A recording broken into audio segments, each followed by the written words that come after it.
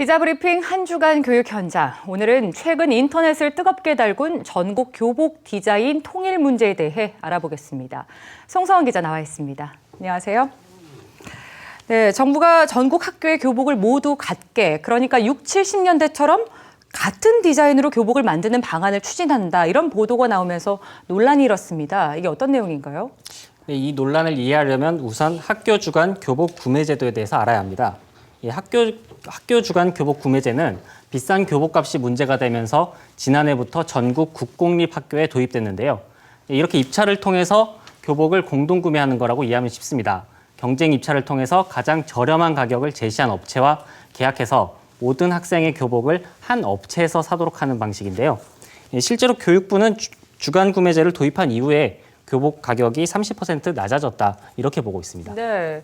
그런데 저희가 얼마 전 EBS 뉴스에서도 다뤘습니다만 이런 교복 주간 구매제도 운영 과정에서 문제점들이 나타나는 걸로 알고 있어요. 예, 맞습니다. 원칙적으로는 모든 학생이 낙찰된 업체에서 교복을 사야 하지만 예외를 허용했기 때문인데요.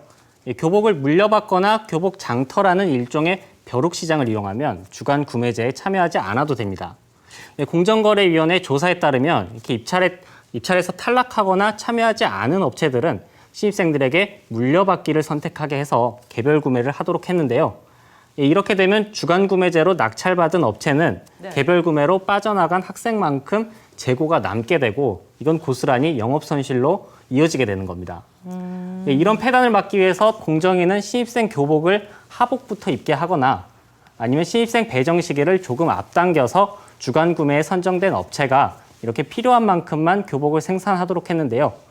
교복 업체들은 일단 합리적인 방안이라며 반기는 분위기입니다. 네, 정부도 이렇게 추진하고 있고 교복 업체도 반기고 있고 결국 논란의 중심은 학생이라는 건데 학생들이 반대하는 직접적인 이유가 뭔가요? 그건 공정위 개선 방안 가운데 중장기적 대안으로 제시된 교복 표준 디자인제 이것 때문인데요. 네. 공정위의 설명에 따르면 10개에서 20개 정도의 교복 표준 디자인을 만들어 놓고 학교가 이렇게 원하는 디자인을 골라서 교복으로 정하면 이걸 일반 소매점이나 온라인에서 구매할 수 있게 한 건데요. 이를 두고 일부 언론에서 전국 교복 디자인 통일, 50년 전 교복 부활 같은 자극적인 표현을 쓰면서 논란이 시작된 겁니다. 인터넷 누리꾼들도 교복 국정화냐, 70년대로 돌아가냐, 이런 식으로 비꼬는 반응들이 많았는데요. 여기에 더불어민주당 김광진 의원과 이재명 성남시장도 각자 SNS를 통해서 한마디씩 이렇게 보태면서 논란이 더욱 커지게 됐습니다. 이게 통일이군요. 이런 식으로 좀 안 좋게 말하는 뉘앙스가 있네요. 그럼 공정위가 내놓은 대안들 자세히 살펴보면 이게 교복 디자인 통일만이 문제다. 이거 하나로 보기엔 좀 무리가 있는 것 같아요. 공정위 보도자료 내용인데요. 핵심은 교복 시장에도 경쟁 원리를 도입하자는 겁니다. 앞서 말씀드린 대로 10개에서 20개 디자인을 제시해서 학교에서 교복 디자인을 선택하게 하는 건데요. 이를 소매상이나 온라인을 통해서 팔면 자연스럽게 업체들도 대량 생산이 가능해지고 경쟁이 일어나면서 가격 인하나 품질 향상이 이뤄질 거라는 설명입니다. 때문에 공정위는 이번 논란이 다소 뜻밖이라는 반응인데요.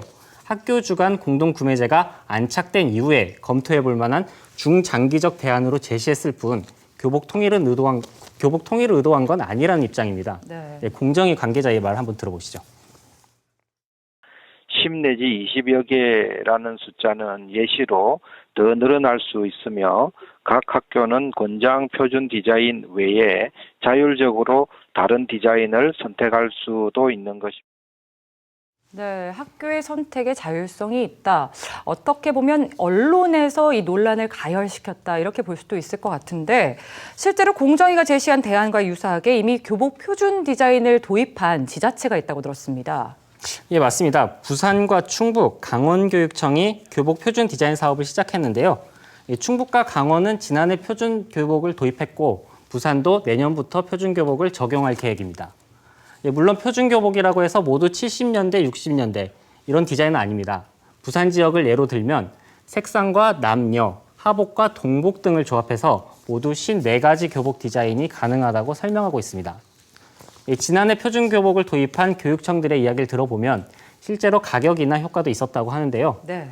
강원도는 표준 교복이 확산되는 추이를 지켜보고 아예 모든 학교에 도입해서 이른바 반값 교복까지 실현하겠다 이렇게 밝힌 상태입니다.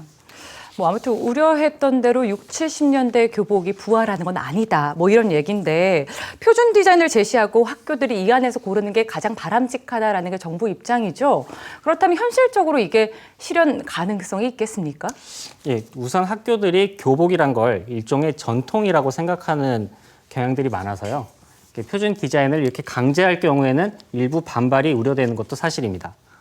또 앞서 말씀드린 충북과 강원에서 표준 교복을 채택한 학교는 대부분 농어촌 소규모 학교들이었는데요. 네. 학생 수가 적으면 적을수록 교복 가격이 오르게 되고 입찰하는 업체 자체가 없기 때문에 어떻게 보면 마지못해서 표준 교복을 채택했다 이렇게도 볼 수 있는 건데요. 그래서 교복업체들도 표준 디자인 방안이 전국적으로 실현될지에 대해서는 갸우뚱하고 있는 상황인데요. 네. 업체 입장 한번 들어보시죠. 자기 학교만의 독특한 디자인을 원하지 옆에 학교하고 똑같은 옷을 입고 다니기를 원하지 않거든요. 그렇기 때문에 아마 일선 학교 일정 규모 이상이 되는 학교에서 그 정책을 따르기라는 것은 제 생각에는 그렇게 쉽지 않을 것 같습니다. 예, 보시다시피 전국적으로 표준 디자인이 도입되려면 아직 넘어야 할 산이 많아 보입니다. 네, 그렇군요. 모쪼록 이번 공정위의 실태 조사가 교복 주간 구매제를 학교 현장에 뿌리내리게 하는 그런 계기로 작용하길 기대해 보겠습니다. 송서원 기자 수고하셨습니다.